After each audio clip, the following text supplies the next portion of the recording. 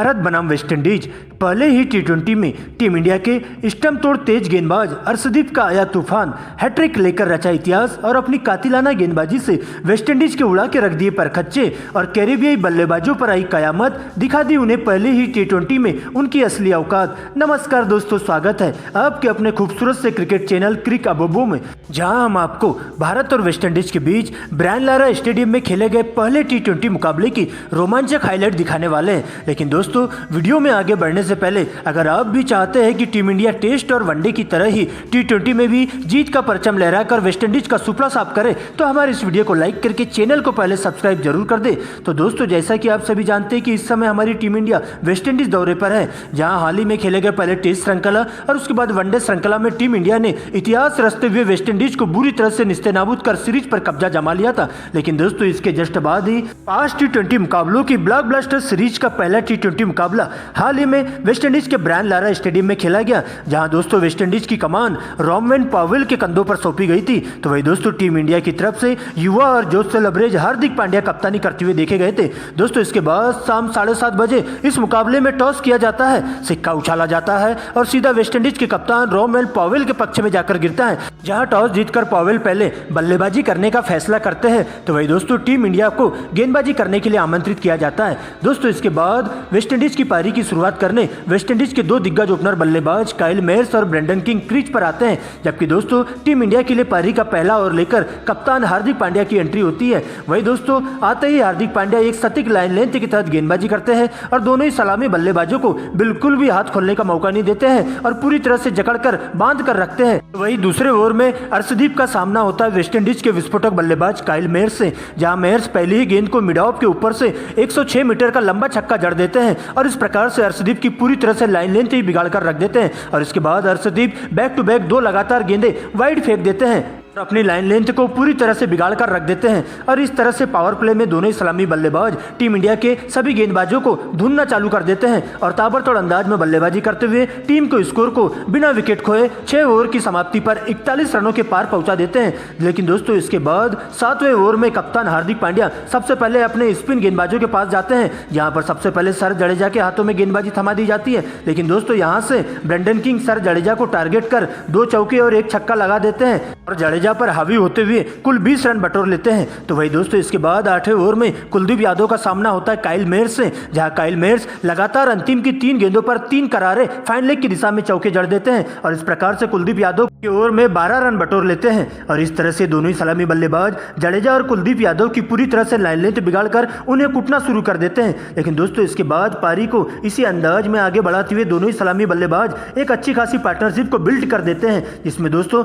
अर्शदीप के 11वें ओवर में 2 छक्के और 2 चौके लगाकर सबसे पहले ब्रेंडन किंग मात्र 28 गेंदों में ही अपनी 50 पूरी कर लेते हैं। तो वही दोस्तों, दूसरी तरफ अगले ओवर में कुलदीप यादव की पहली ही गेंद पर लॉग ऑन की ऊपर से 111 मीटर का लंबा छक्का लगाकर काइल मेयर्स भी अपना 50 पूरा कर लेते हैं और ताबड़तोड़ अंदाज में बल्लेबाजी कर 14 ओवर की समाप्ति पर वेस्टइंडीज की टीम 143 रन स्कोर बोर्ड पर टांग देती है। तेजी से बढ़ रही इस पार्टनरशिप ने टीम इंडिया के कप्तान हार्दिक पांड्या के साथ साथ सभी गेंदबाजों पर प्रेशर बनाकर रख दिया था, क्योंकि दोस्तों दोनों ही ओपनर बल्लेबाजों की विस्फोटक बल्लेबाजी देख ऐसा लग रहा था कि जल्द ही कैरेबियाई टीम 250 रनों के आसपास पहुंच जाएगी। लेकिन दोस्तों, तभी कप्तान हार्दिक पांड्या अपना मास्टर स्ट्रोक चलते हैं और सबसे पहले अपने भरोसेमंद विकेट टेकर गेंदबाज अर्शदीप के हाथों में गेंदबाजी थमा देते हैं। बस फिर क्या दोस्तों, इसके बाद 15वें ओवर की कमान अर्शदीप के हाथों में दे दी जाती है और आते ही अर्शदीप सबसे पहले वेस्टइंडीज के 3 बल्लेबाजों को आउट कर पूरी तरह से बैकफुट पर ढकेल देते हैं, जहां अर्शदीप 3 गेंदों पर लगातार 3 विकेट लेकर हैट्रिक ले लेते हैं और कैरेबियाई बल्लेबाजों की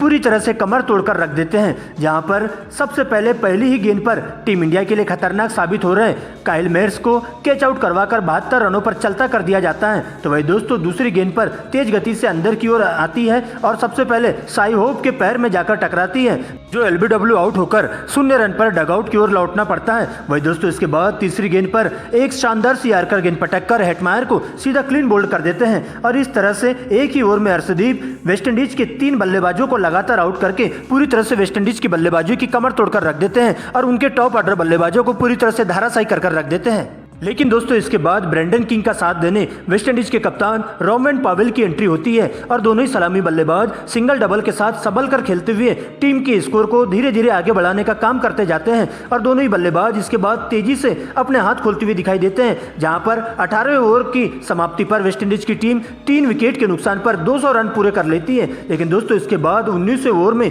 कुलदीप यादव की पहली ही गेंद पर एक जोरदार प्रहार कर ब्रेंडन किंग सीमा रेखा के बाहर गेंद को पहुंचा देते हैं सीधा 6 रनों के लिए और इस प्रकार से मात्र 53 गेंदों में ही ब्रेंडन किंग अपना शतक पूरा कर लेते हैं। तो वही इसी ओवर में कप्तान रोवेन पॉवेल भी 2 चौके और 1 छक्का लगाकर बहती गंगा में हाथ धो लेते हैं। लेकिन दोस्तों इसके बाद पारी का अंतिम ओवर लेकर टीम इंडिया के सबसे तेज गेंदबाज अर्शदीप की एंट्री होती है और आते ही एक बार फिर से अपनी कातिलाना गेंदबाजी के दम पर टीम इंडिया के लिए खतरनाक साबित हो रहे ब्रेंडन किंग को 101 रनों के निजी स्कोर पर सीधा कैच आउट करवा देते हैं। तो वही दोस्तों इसी ओवर की दूसरी गेंद पर एक बार फिर से बड़ा शॉट मारने के चक्कर में बाउंड्री के पास रोवेन पॉवेल को कैच आउट करवाकर वेस्टइंडीज के 2 गेंदों पर 2 विकेट ले लेते हैं। लेकिन इसके बाद अंतिम की 4 गेंदें खेलने के लिए क्रीज पर 2 नए बल्लेबाज जेसन होल्डर और निकोलस पूरन की एंट्री होती है, जहां पूरन अंतिम की 2 गेंदों पर 2 करारे गगनचुंबी छक्के लगाकर टीम के स्कोर को 200 के पार पहुंचा देते हैं और इस प्रकार से वेस्टइंडीज की टीम पूरे 20 ओवर के खेल में 5 विकेट के नुकसान पर 225 रन टांग देती है, जहां अर्शदीप के खाते में 5 विकेट जाते हैं।